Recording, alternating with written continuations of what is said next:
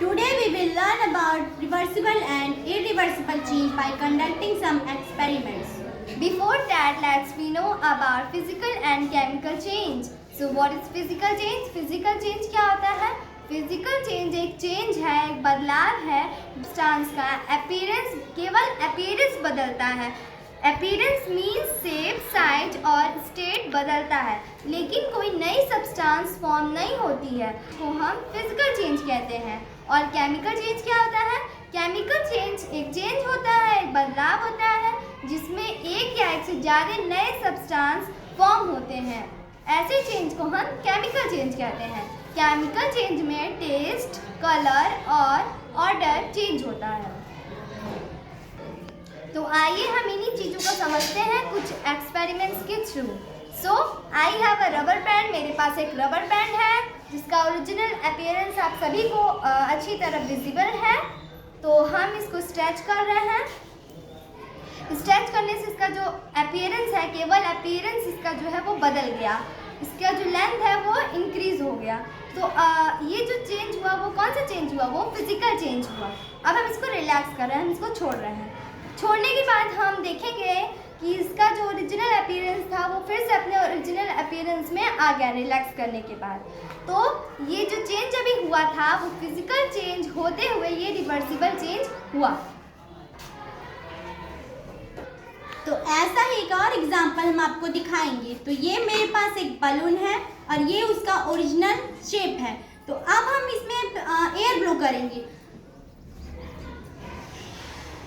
तो अब जैसा कि आप देख सकते हैं ये जो बलून है ये इन्फ्लेटेड हो गया है, यानी इसके सिर्फ अपीयरेंस में चेंज आया है, यानी शेप और साइज में. तो ये जो चेंज हुआ ये फिजिकल चेंज हुआ. तो अब हम इसे डिफ्लेटेड कर दे रहे हैं. तो अब जैसा कि आप देख सकते हैं ये फिर से अपने ओरिजिनल अपीयरेंस में आ गया है.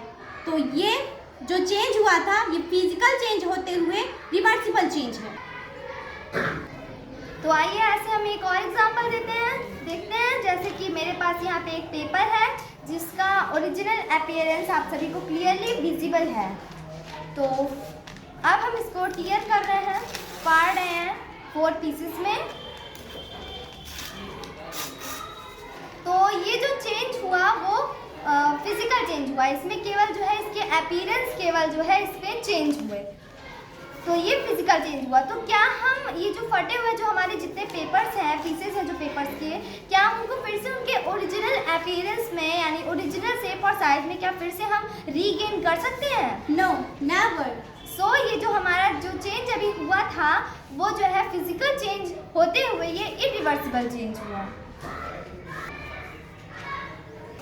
तो आइए हम जानते हैं मेल्टिंग ऑफ वैक्स किस तरह का चेंज है.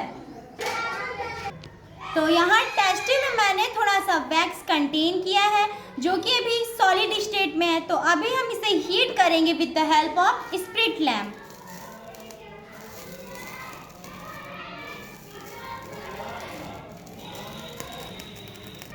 तो यहाँ हम ये ऑब्जर्व कर पा रहे हैं कि ये जो वैक्स है ये मेल्ट हो रहा है, मीन्स ये सॉलिड स्टेट से लिक्विड स्टेट में कन्वर्ट हो रहा है. तो यहाँ हम ये ऑब्जर्व फिर से कर पा रहे हैं कि ये जो वैक्स है ये पूरी तरह से मेल्ट हो चुका है, यानी कि ये पूरी तरह से सॉलिड स्टेट से लिक्विड स्टेट में कन्वर्ट हो चुका है. तो अब हम इस स्प्रिट लैम्प को यहाँ से रिमूव कर रहे हैं और थोड़ी देर के लिए वैक्स को कूल डाउन होने के लिए छोड़ देते हैं. तो अब हम देख पा रहे हैं कि आफ्टर कूलिंग डाउन ये जो लिक्विड वैक्स था वो कन्वर्ट हो चुका है सॉलिड वैक्स में.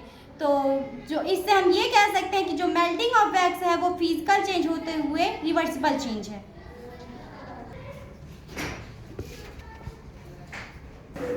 तो आइए अब हम जानते हैं कि बर्निंग ऑफ कैंडल कैसा चेंज है.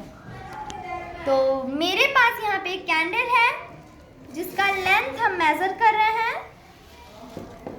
तो इसका जो ओरिजिनल लेंथ है वो 15 सेंटीमीटर है और अब हम इसको इग्नाइट करते हैं.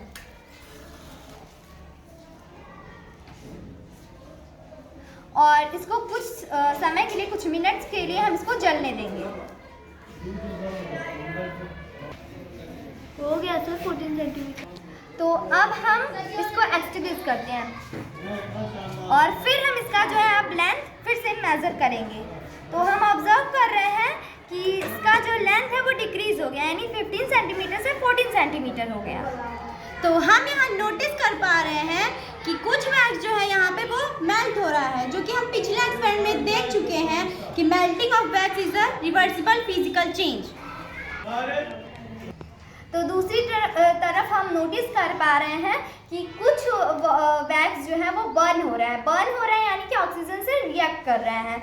तो ये हमें पता है कि वैक्स में जो है हाइड्रोकार्बन पाया जाता है, तो हाइड्रोकार्बन में जो हाइड्रोजन वाला पार्ट है वो ऑक्सीजन से कंबाइन करके वाटर बना रहा है, और हाइड्रोकार्बन में जो कार्बन वाला पार्ट है वो ऑक्सीजन से कंबाइन करके कार्बन डाइऑक्साइड बना रहा है। तो यहाँ पे हमारे दो नए सब्सटेंस बन रहे हैं, कार्बन डाइऑक्साइड और वाटर, जिसकी वजह से इन दोनों के बनने की वजह से जो हमारा वैक्स जो है वो बर्न हो रहा है। तो इसी की वजह से जो हमारा कैंडल है उसका लेंथ डिक्रीज कर रहा है। तो ये जो चेंज हुआ वो केमिकल चेंज है। तो क्या ये हमारा जो वैक्स हमारा जो बर्न हुए, क्या उन्हें दोबारा हम फिर से रीगेन कर सकते हैं?